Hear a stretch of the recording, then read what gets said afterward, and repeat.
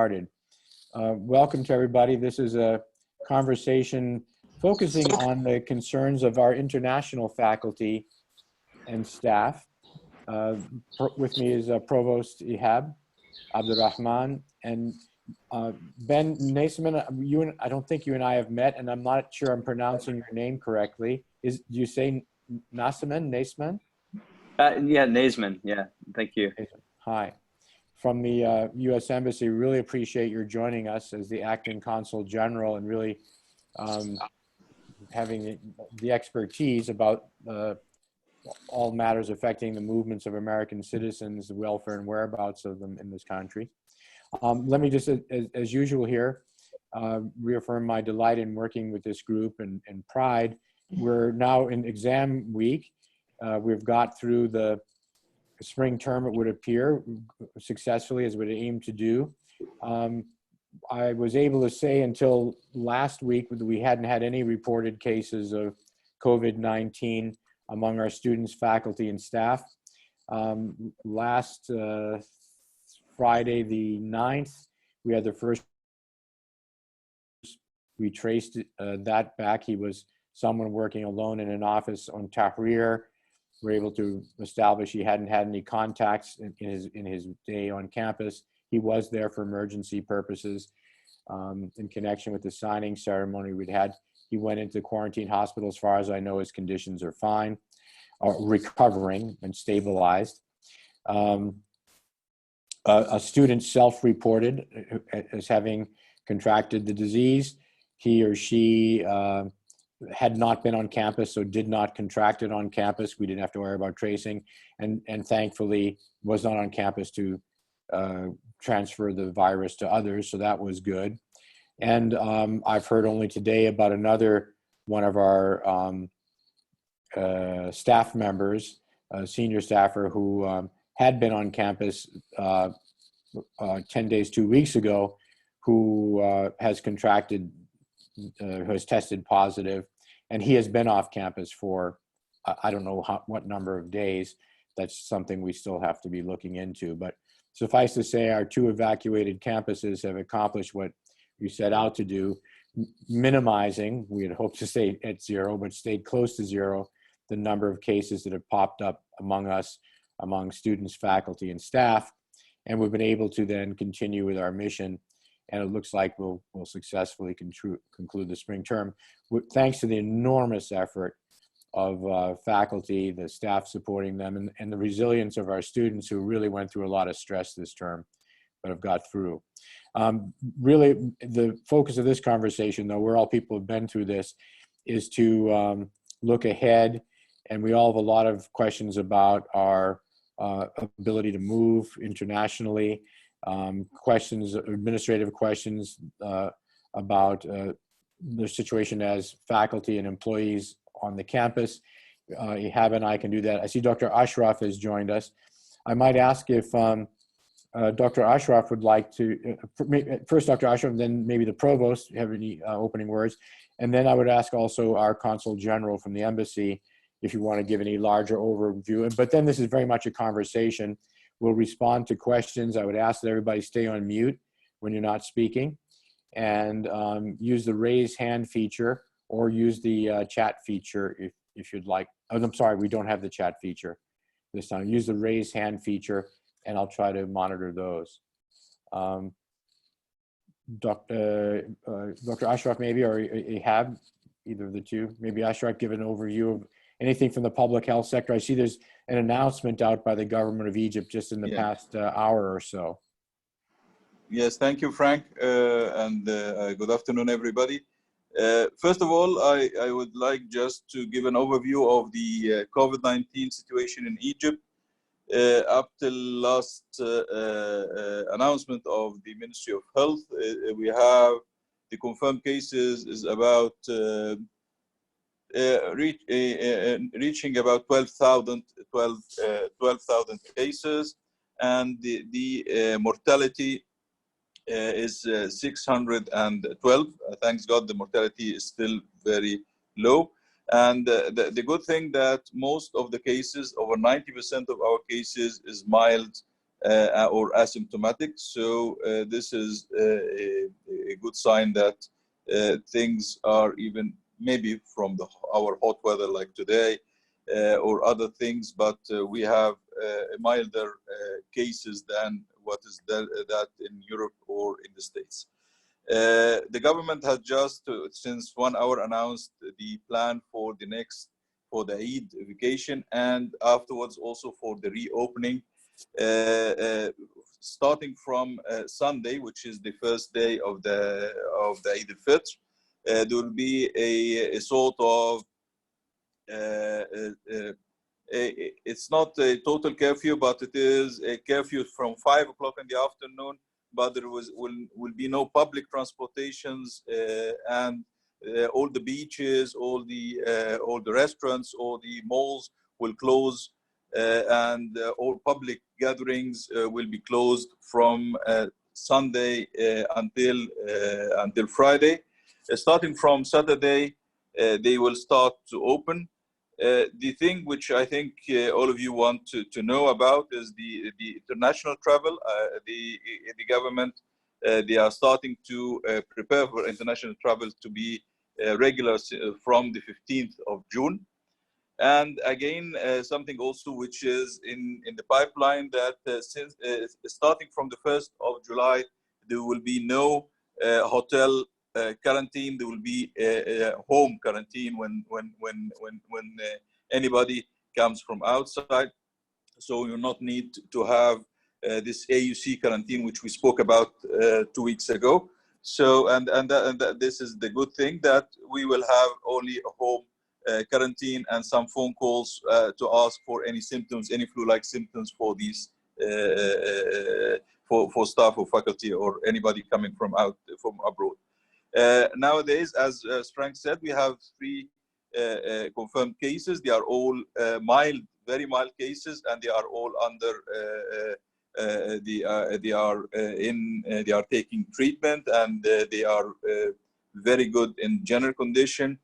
We are tracing their contacts and seeing if anybody has any symptoms or need to do any PCR. We have a contract, as I told you last time, with Ain Shams referral lab for PCR and for other laboratory investigations. And we have also nowadays 2 contracts with Ain Shams Labor Specialized Hospital and in Qasr Al-Aini, a new, which is called the French Hospital, for if we need somebody to have quarantine there. We have a contract AUC with them, with Cairo University and Ain Shams University.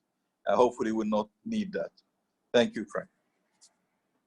Thanks very much. I neglected to mention that, as requested last time, we had failed to record the session, and we wanted to make this available for viewing later and to take notes from.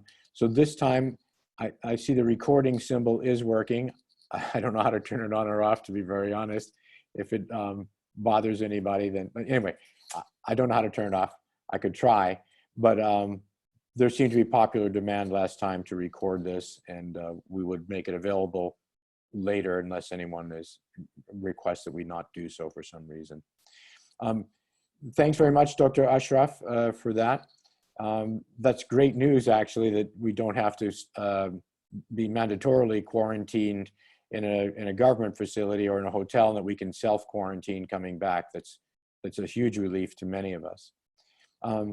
Ehab, would you like to speak before we turn it over to the embassy? Yeah, thank you, Frank. Thank you, Dr. Ashraf, for the information. And I will give you just a brief on the summer semester. Where are we on the summer semester? And where are we also on the fall semester? As of today, we're actually going to be offering our courses online, as you all know.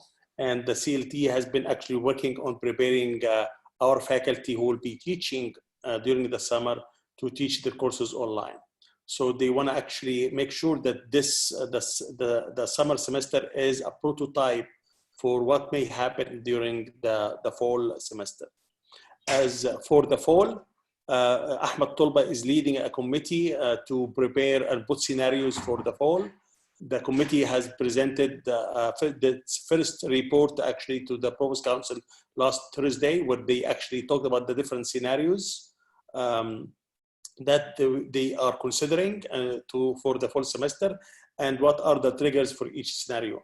I'm going to ask Ahmad Tulba also to have during his preparation for the different scenarios, to have also meetings with the community in order to actually or discuss with them the scenarios that he and his committee are considering before they bring the final report to the Provost Council. And I'm happy to take any question. Thanks for that, Ehab. I don't see any hands up for comments or questions, so why don't we go right to our acting Consul General from the Embassy. Well, thank you for having me. It's really a pleasure to be there. It seems like a long time since last year when we were having our annual Consular Leadership Day out on your beautiful campus and enjoying those seem like much happier times. But it is nice to be able to speak with you all and to discuss the sort of U.S. State Department's response to this, and then specifically what we're doing here in Egypt. The number that was reported last week, so of course it's probably gone up, is that more than 86,000 U.S. citizens have been repatriated as part of the efforts of the State Department. We haven't had a specific repatriation charter from Cairo, but we have worked with Egypt Air to have numerous special commercial flights that have gone, and then in return they've picked up Egyptian citizens and brought them back. And to date, we've had 7 of those and have taken several thousand U.S. citizens out with that. The other thing that we are trying to do, of course, the situation is evolving, as was mentioned. Just an hour ago, we got new information. What we try to do is synthesize those instructions and then make them available as we can through our different platforms. Of course, at the global level, you have travel.state.gov, which is a source for information. Generally, we have our embassy webpage that you can visit.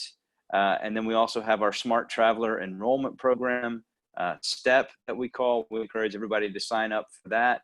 And then specifically for U.S. citizens in Egypt during this crisis, we have an email box called Cairo Repat, R-E-P-A-T, at state.gov. We encourage individuals who have specific questions to write to us. We're actually using some of our officers that had to leave and go back to the United States. They help to staff that box. So we actually have coverage both during the day here in Cairo, but all the way through the evening as well. And we're using that to get more tailored responses back to individuals that are going. Based on the news that was reported just a little bit ago, we're not expecting any more commercial flights between now and the end of Eid, but then we do expect also that things will start to open up. We're cautiously optimistic from what we're hearing that things will start to normalize in June, and then there will be more regular commercial flights, either through Europe or then the resumption of the direct flights on a more regular basis to Washington. And then we all hope soon to JFK as well. All of the flights to this point have been to Washington. I recognize we've got quite a mixed group here, so it might be more effective just to stop there with having given the plug for the general information, again, either through the embassy webpage or travel.state.gov. Sending us an email. Again, that's Cairo Repat at state.gov if you have specific questions. And then I'll go ahead and stop and look forward to the question and answer session and trying to answer any of your questions, and any that we can't, we'll take down and we'll get back to you the best answer that we can. Thank you again for the chance to speak to you. I really appreciate it, Ben. Thank you very much. I see Patrizia Magni has a question, has a hand raised or a comment. Yeah, I just have a question for Ben. Can you hear me? Yes, but not very well, Patrizia. Can you speak more directly into the microphone? I don't know, I'm wearing headphones. The question is, does the US require quarantine from Egypt once we get there or not? That's a great question. So that's actually based off of Center for Disease Control, CDC guidance. Individuals are expected to self-isolate for 14 days after international travel.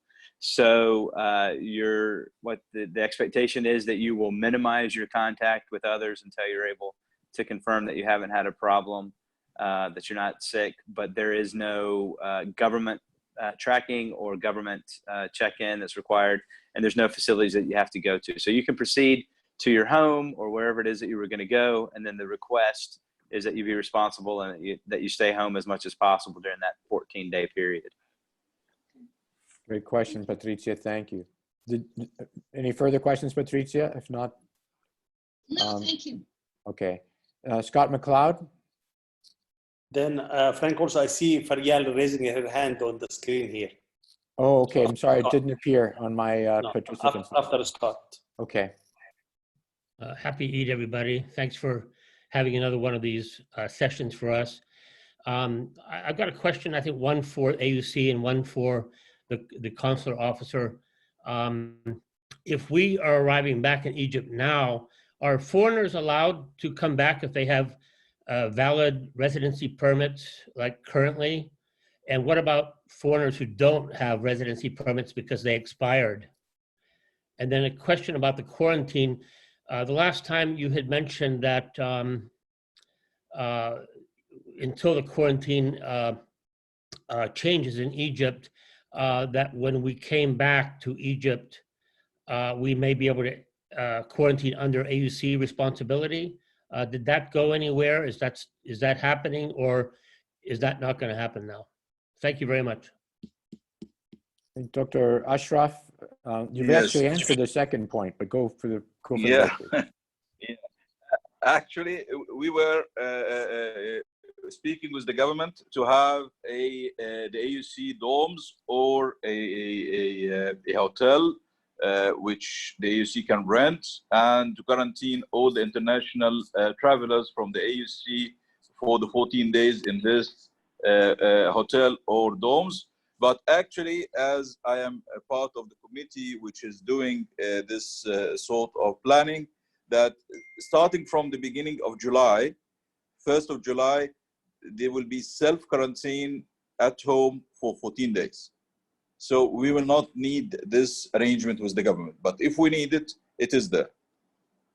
I think in the case, Scott maybe, and others may be interested, what about people coming prospectively sooner, if they're able to come back after the Eid or something next week or next month? Up till now, they should have a quarantine in a hotel for 14 days. We can proceed in our talks to have this in special part with either the AUC dorms or in a nearby hotel to AUC. As for the work permits or the residences, I think anybody before traveling just must go to the travel office and to my office, the consular's office, so that we can prepare anything which is needed as work permits or other permits or residences before leaving, and then we can, because nowadays they can extend the residences because of the curfew which was done and because of the shutdown of the government which has been there in the last months. Dr. Ashraf, the question also was, can foreigners come back to Egypt now? Yes, of course. They can come back to Egypt now, and they can, if they are coming with a visa or something like that, or they can take visa, yes, they can. And would it be safe to say that if we have a returning faculty or, for that matter, student, I suppose, or staff member, I can't imagine we'd have very many in this period before July 1st.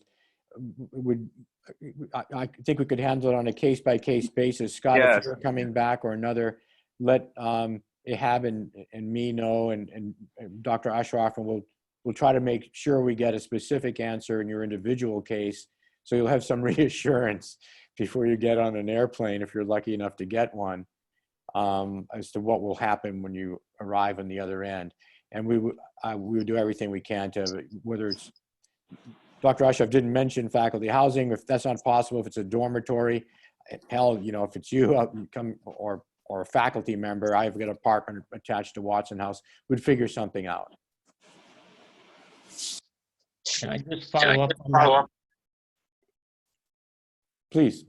Can I just follow up on that? Just to clarify, like, for example, my wife, her residency expired a long time ago. She's been, as you know, in Chicago taking care of her parents there. So she, you know, her residency is quite old, that expired. So if she wants to come back now, would she be able to get a visa and come back, or can you only come back now as a foreigner if you have a currently valid residency permit? Thank you. Dr. Ashraf, respond? We can ask for this specific thing. We can ask for this specific thing. If there is an airplane which is ready to take her back from Washington to Cairo, we can arrange for something like this, for a visa or something, because she will join you in AUC as you are a resident, because you are a professor in the AUC. So we can arrange this with the authorities. Thank you very much. Riel? Okay, go ahead, Riel. Can you hear me? Yes, we do now. Can you hear me? Yes. We do. Okay.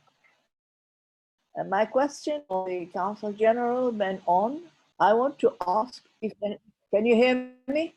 Yes.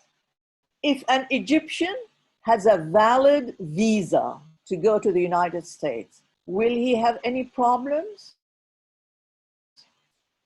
No, so the biggest challenge that we're facing right now is just capacity on the airlines.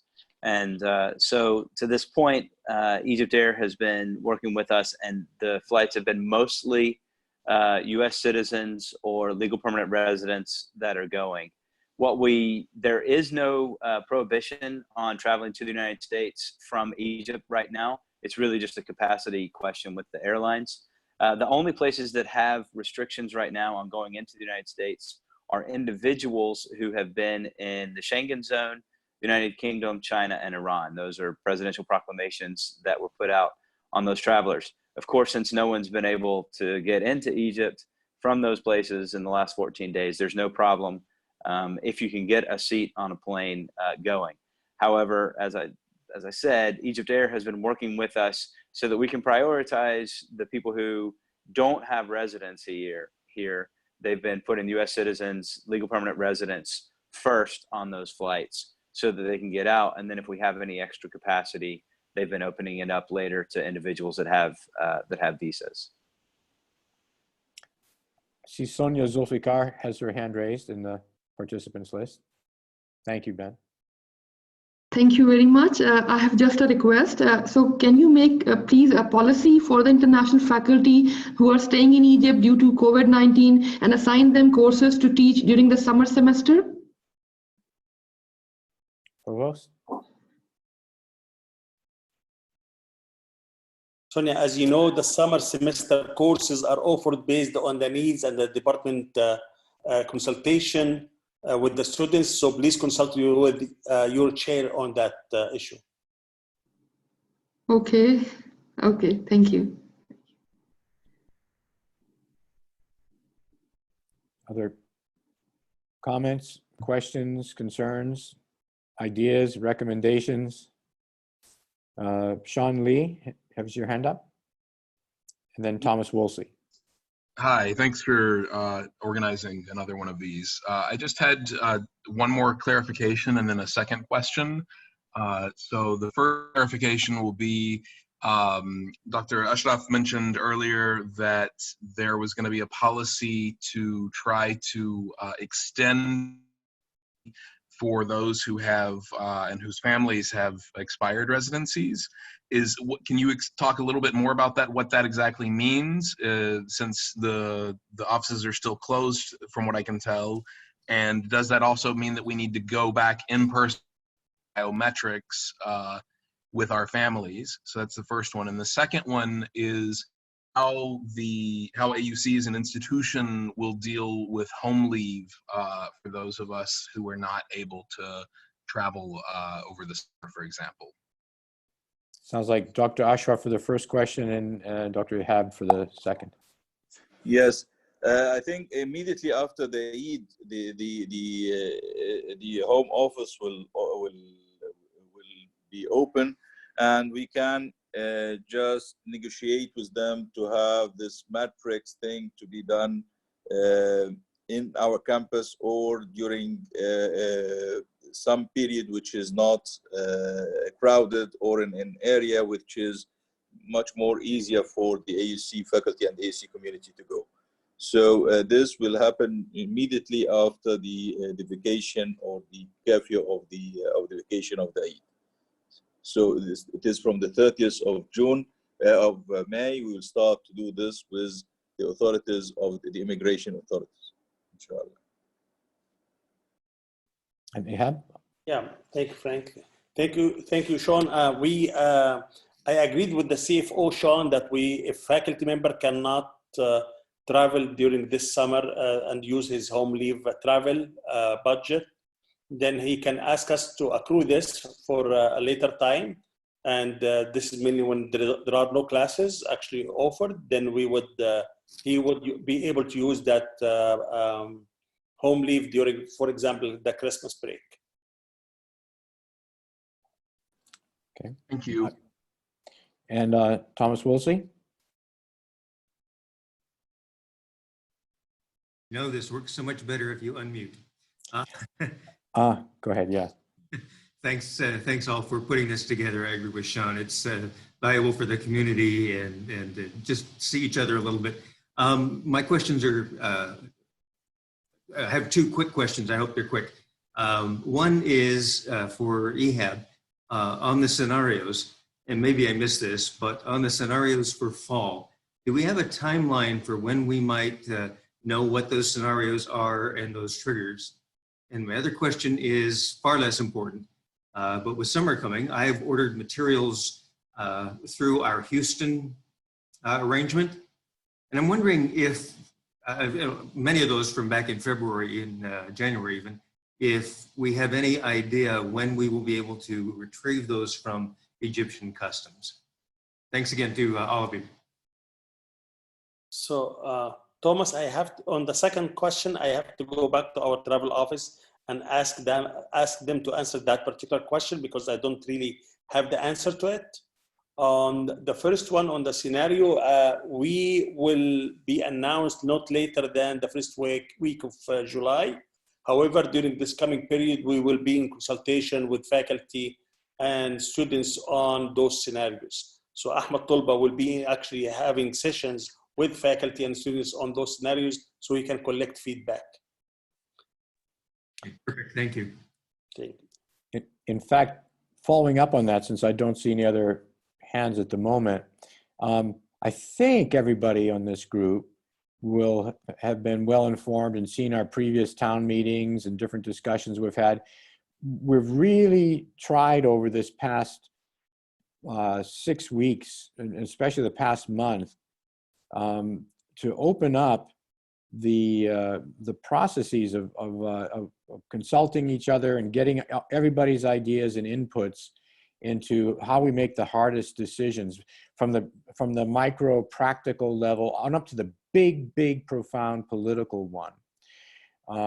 So in previous town meetings and in messages I put out in text, we've established, we've taken what used to be sort of 7 operational lines and made them 7 committees, that each of which must have faculty members on it. They're administrative and operational lines, and one committee that under the Provost actually split into 2 committees, a longer term with higher education and AUC with it in the post-COVID world under Ayman Ismail.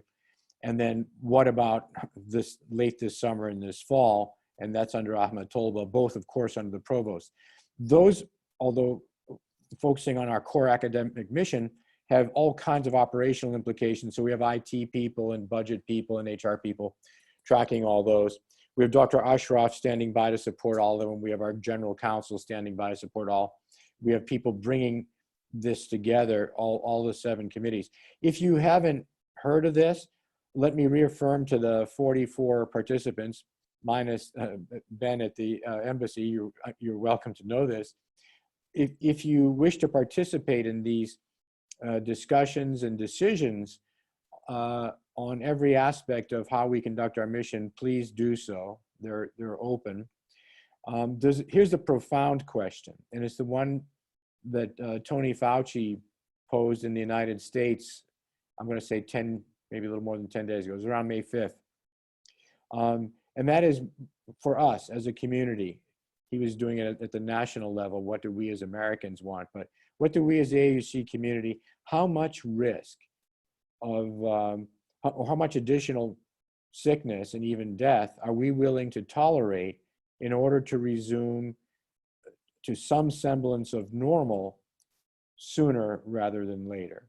That's the big policy question, because no matter what we do to mitigate the impact of this virus, no one expects that there's going to be a widespread diagnostic testing and tracing by the fall. Nobody expects that there's going to be a proven safe and effective therapy for those who are afflicted in a more serious way, heavily symptomatic. And certainly nobody expects that there's going to be a proven safe and effective vaccine widely available anytime soon. I mean, the most wildly optimistic guesses are early in the next calendar year.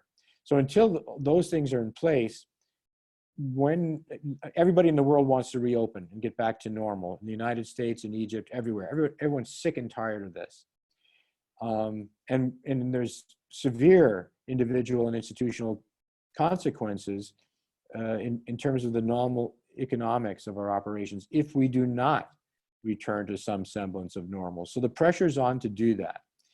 And when we do, we will be facing increased instances. We will run increased risks. More of us will be exposed. Some of us will be exposed and contract the disease and become symptomatic. Some may get extreme symptoms. And that's a reality that some political leaders around the world are saying, we accept it, we're going to live with it, and that's that. We'll do what we can to mitigate, and on we go. That's a community conversation we're going to have, I think, over the course of the summer as these committees queue up the decision that Ehab just mentioned that we hope to make in early July. So please participate in that, and whatever decision we make is going to be highly, highly consequential. I think I've heard more people joining in. We've got 46 participants. On the participant list, I don't see any hands raised. And I don't see any hands raised on the little, Thomas and Scott, you still have your hands up. Should I lower them? I can do that. I actually thought of another question. Okay. That Dina and Ehab and others are working on this, but our students, as you have said so correctly, have been amazing, I think, resilient and flexible and putting up with us pivoting so quickly. What sorts of things might we be able to do for those particularly graduating virtually from a distance to really help them celebrate and feel their AUC accomplishment for what it is? I don't know if Ehab wants to respond. I can give from my part. I have repeatedly brought this up with deans, Vice President Dina Borai, Dean of Students. I've mentioned it to a few student leaders. I think people have been just so focused on and I've even sent around samples of what other universities are doing. All of us, we love these students, and we all hate, first of all, we miss them. We hate the idea that this class, especially the centennial class, would just silently leave, and we don't mark this in some way.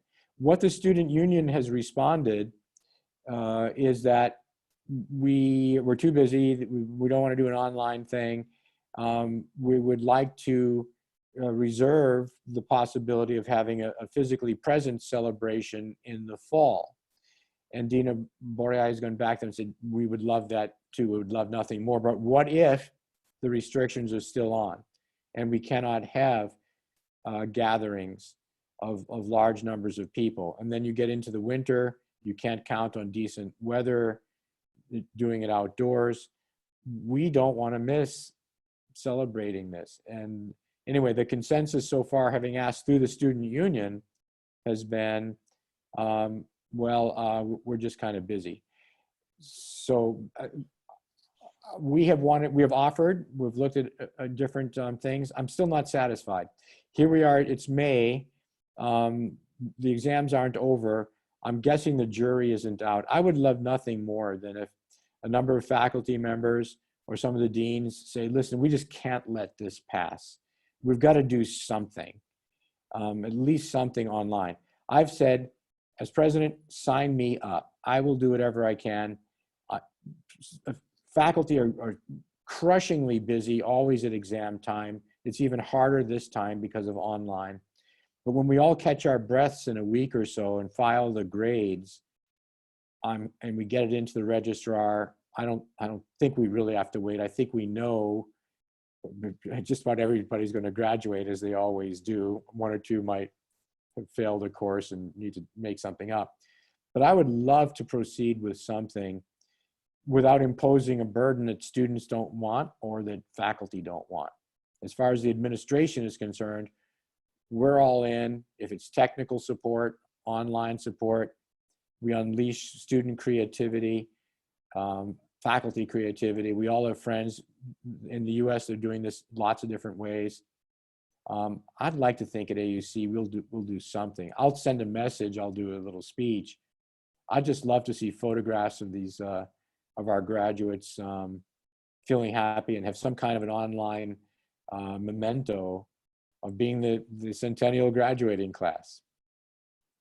Ehab, do you have any insights, comments, or anybody else? I know also that Vice President Dina Borai is meeting with the Provost Council very soon also to discuss what can we do to the graduating class.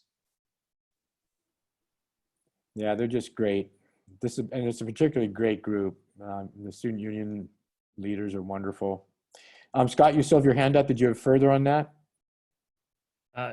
Yeah, thank you very much. Could the consular officer repeat that email address that he mentioned earlier? Yes, it's Cairo and then repat, the first part of repatriation. So Cairo, like our city, and then repat, REPAT @state.gov. And then once you send that, then we're going through each of those questions. And it is interesting. We've tracked and we've noticed a shift. And instead of the questions being, how can I get out?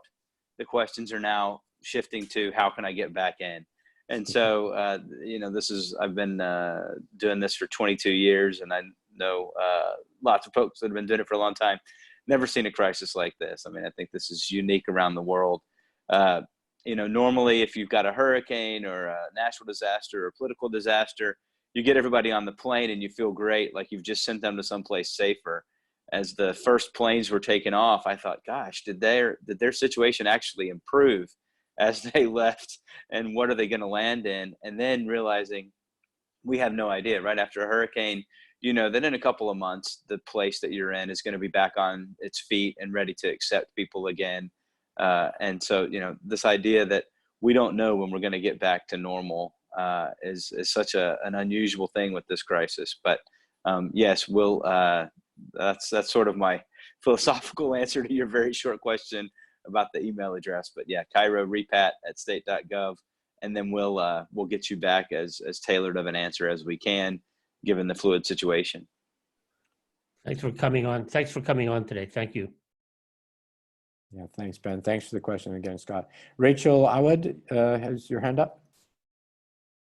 Yeah, thank you. I just wanted to, while there's no other questions regarding sort of mobility and repatriation, just a quick follow-up on the question of commencement. As the Provost mentioned, VP Dina will be speaking next week with the Provost Council. So if any faculty have any specific ideas or you've heard things from your students, I would ask to please share those with Dina and share them with your dean also, to make sure that as the conversation moves forward, that every idea, particularly those that students are putting forward, gets heard.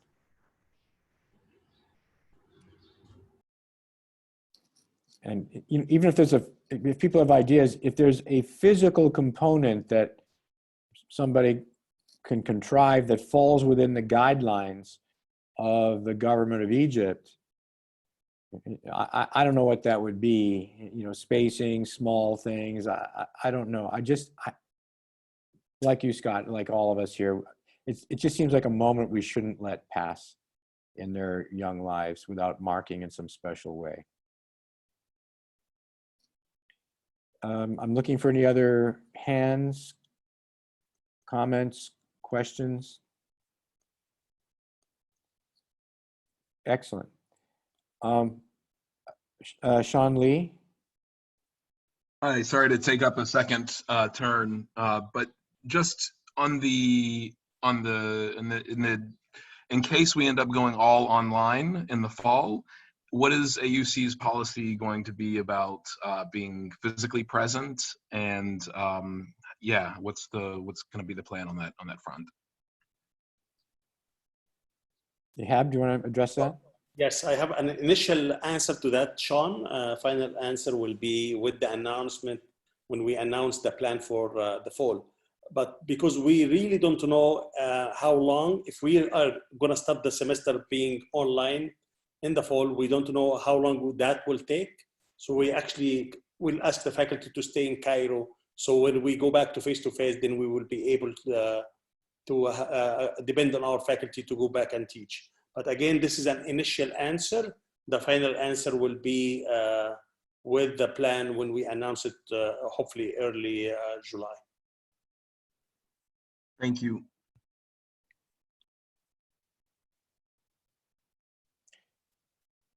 Any other comments, thoughts, questions? We can continue to do these every so often if you like. It looks like the situation is not evolving as rapidly as it did before. Nobody's expecting a miracle breakthrough. The numbers are what they are. The government of Egypt is responding. It's all very public. If you'd like, we can put on another one of these in a few weeks, maybe as we approach the definitive end of the term and the graduation, and more people are planning to leave. If we'll stay tuned and we'll keep our ears to the ground. If people would like to do this, please let Ehab or me know, and maybe we can look at repeating in a couple of weeks if people find this useful. If no other thoughts, comments, questions, I move we adjourn, and I'd like to wish everybody a happy Eid, and hope to see everybody on campus soon. I really mean that. It's just this is just too eerie being here without our faculty and students around. So have a great break, everybody, and thank you for joining today. Thanks again to Ben from the embassy. Really appreciate it. Thank you. Thank you all. Thank you. All right.